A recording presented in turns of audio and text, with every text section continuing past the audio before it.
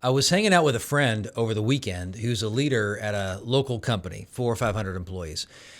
He was telling me that retention in his division that he leads is super high. And in another division, it's low. And they're looking for new people, looking for things that can help retain employees. He intentionally plans in time for connection. He's intentionally encouraging his team from the way he describes it. And that made me think, well, what kind of value, first of all, how do people retain employees? And then what type of value does that add to a company?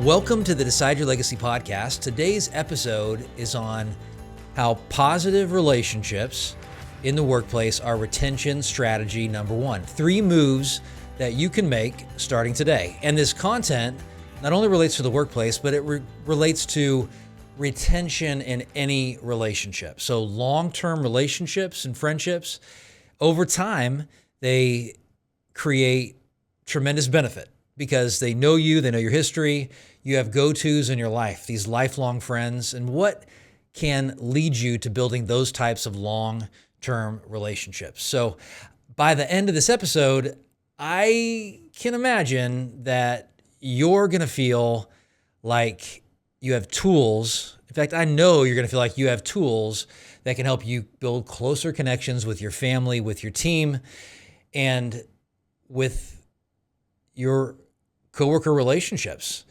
Really, people around you, build closer connections. How will you turn these relationships into longer-term relationships? So I'm your host, Adam Gragg. I'm a legacy coach and a family therapist. Been a family therapist for over 25 years. I'm dedicated to helping inspiring people and organizations to face life with courage, to live life with courage. And relationships are what trigger the most fear for people, I find, and that's where the biggest benefit is as you build closer connections. People are lonely. People don't feel understood. I hear that in my office frequently from clients, from businesses. They don't feel connected. They feel lost. It's a big fear that people have, that when I have problems in my life, who is going to be there? Who's going to show up for me when I need them the most? Who's going to walk through life with me when I need them the most? Who's going to help me face my fears when I need help? And for me, I find that I'm much more willing to do courageous things when I know people are backing me up and they care about me regardless. I have friends that are like that in my life, and I'm very blessed because of that. So here are some statistics that are pretty powerful when it comes to the workplace. That's what my friend asked me. He said, do you have any statistics that show how connection really helps retention? And I told him, well, I've seen them. I can't recite them right now. And so I GPT'd it, and I got some really cool statistics to share with you today about how connection in the workplace impacts not only retention of employees, but performance as well. Increased revenue over time, performance. We're talking people are focused more at work. They're getting things done. They're doing the hard stuff. And that retention creates more performance. Who doesn't want that? So stronger workplace connections equals higher engagement. So one study from Gallup found that employees with a close friend at work are 7 times more likely to be engaged in their jobs. And same study, highly engaged employees are 59% less likely to look for a new job in the next 12 months. Pretty cool stuff. So we're talking about 3 moves you can make to increase connection in the workplace, which will increase employee engagement, which will increase longevity of your employees and workplace performance. So move number 1 that you can make is to incorporate more purpose into the workplace. Have intentional times to focus on the impact that this company, your division, your team is making. Keep it at the forefront. Mid-level managers, C-suite managers, I don't like that term, hire managers, whatever. We're all leaders. We lead in different ways. So we can make the purpose paramount. You do this by talking about successes. You do this by focusing on the impact that's being made, not only in the lives of your customers, but the impact that your company is making in the community, the impact that your company is making in the lives of other employees, the relationships that are being built in the workplace. You're highlighting that, and that's building connection. People like to rally around a cause, to feel as if what they're investing their time and energy into is making a difference. That's why testimonial videos are so powerful, because they do highlight the impact and the purpose. I know you don't probably do that for your company team, but you could. It'd be kind of fun. I'd never really thought of that until right now, but to actually make an impact video that your team is shared with your team, even something that you make with your own phone that you send out. So belonging increases as you focus on the purpose. Another study, this is from HBR. Not sure what that stands for. It's a study on belonging at work. And sense of belonging reduces turnover. Employees who feel a strong sense of belonging in their work environment, there's a 56% increase in job performance. Wow, that's pretty cool. Impacts the bottom line over time, and a 50% drop in turnover.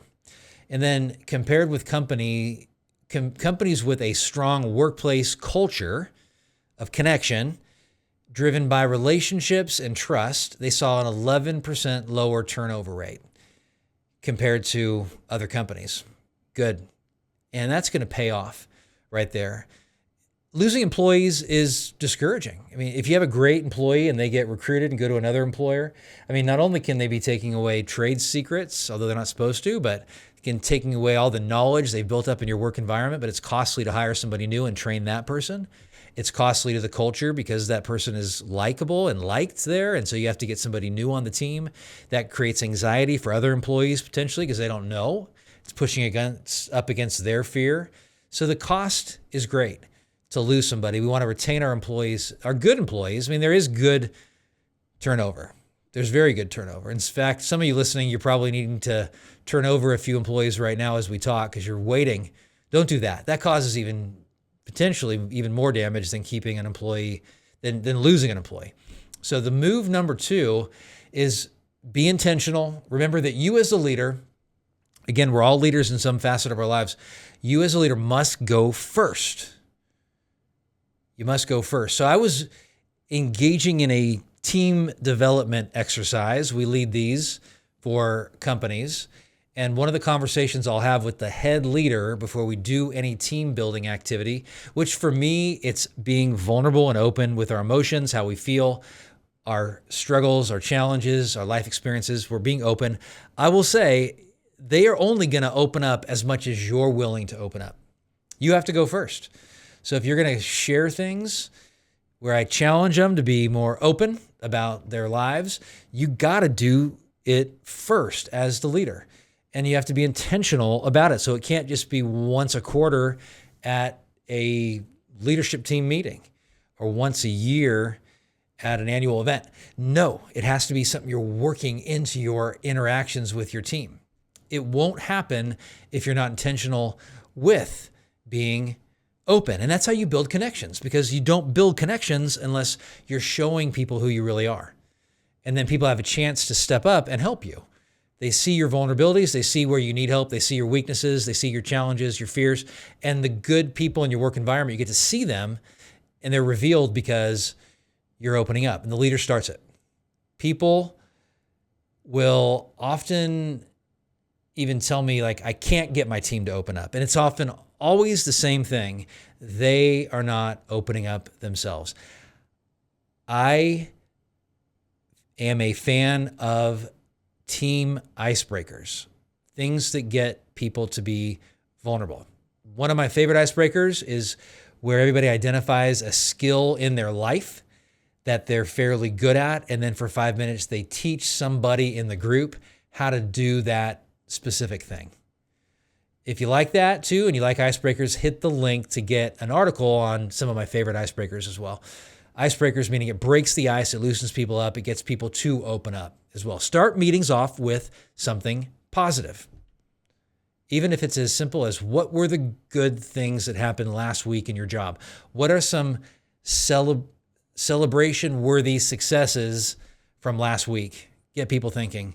And they may come in, over time, they'll be prepared to come in with a positive. But right now, in some of your meetings, they may be prepared to come in with what's not going well, thinking that's the focus of the meeting. Change that. You don't want that. You want people to be excited about meetings because you're celebrating and you're growing and you're solving real problems, which means that in those meetings, you're letting go of the outcome, which means that when you're intentional, you're opening up, you're letting go of the outcome. Some people may not like it. They may be uncomfortable by it. They may even treat you as if you've done something wrong and say that that's not appropriate in the workplace. Don't listen to them. I'm not trying to get you to do something that's unprofessional. I'm simply challenging you to share how you feel, to share who you are, and to be willing to go first and let people know who you are so they're willing to open up and expose their giftings and talents and struggles and fears as well. You got to trust the process. Great study on this too by SHRM, Society of Human Resource Management. The study is on employee job satisfaction and engagement. It's a report. So 94% of employees say that mutual respect and good relationships with coworkers are important to their job satisfaction. They don't brush it off. 94% of people say that's important. I got to have that. I want to have that. Poor workplace relationships are cited as a major reason for voluntary turnover by 1 in 5 employees. This, taking the time to invest in improving the culture on your team and your company, is going to make you money. It's going to decrease employee turnover. It's going to increase employee performance. So the third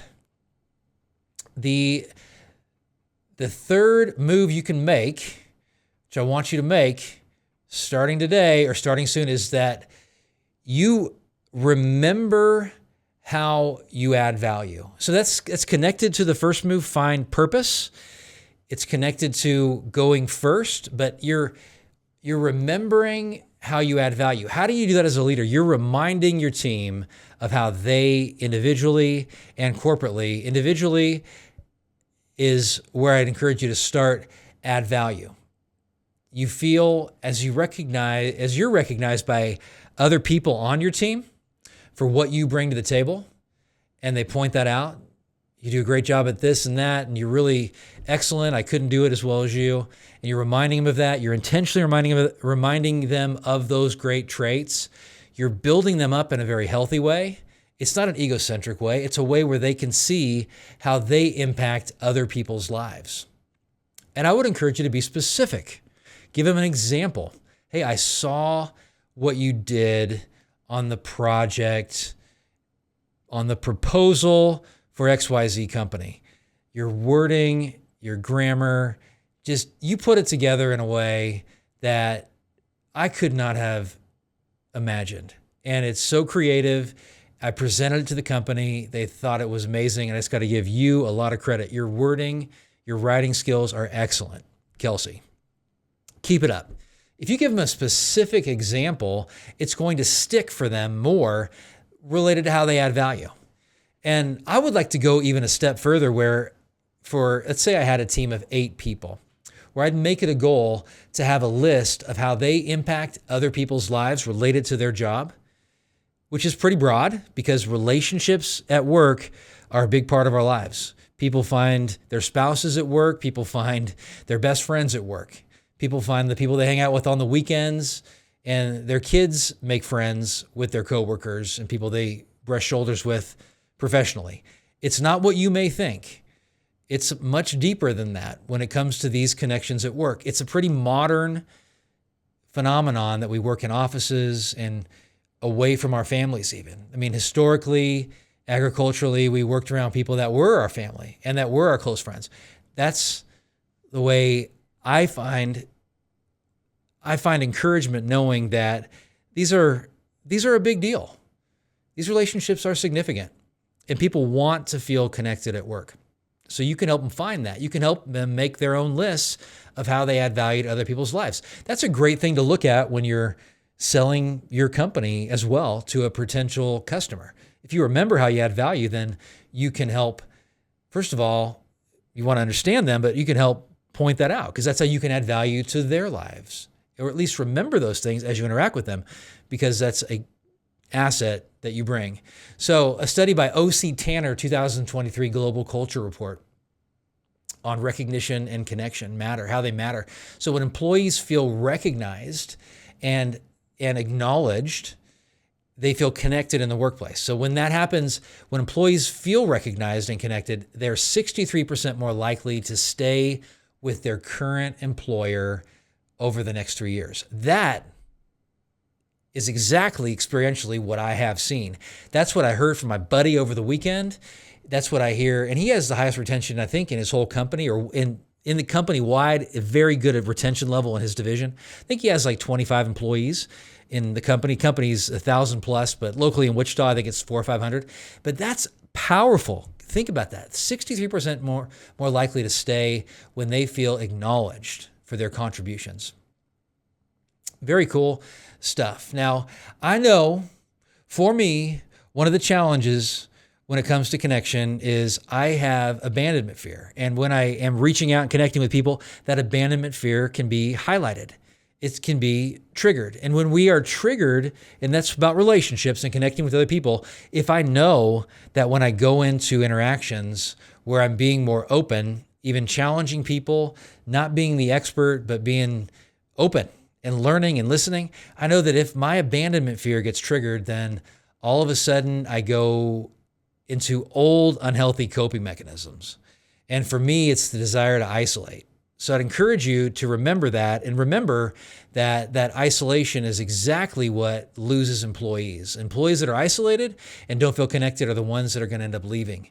Companies that invest in connection-driven cultures see significantly higher retention and stronger performance. They build trust, they increase engagement, they foster a sense of belonging, all of which dramatically reduces the likelihood that an employee will ever leave.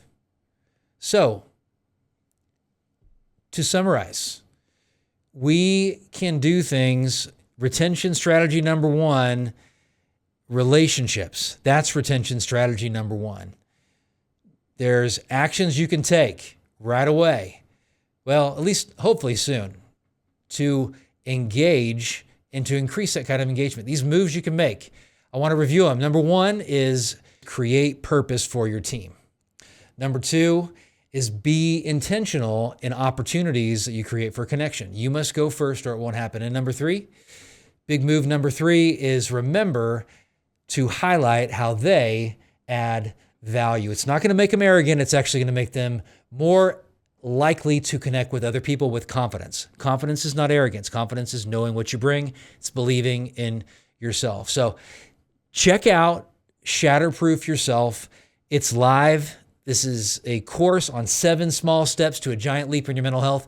And the Shatterproof community, you interact with people going through the content. We do 2 live events a month. You get to interact over the app as well, and that's included in your lifetime membership. 6 months of the Shatterproof community is included.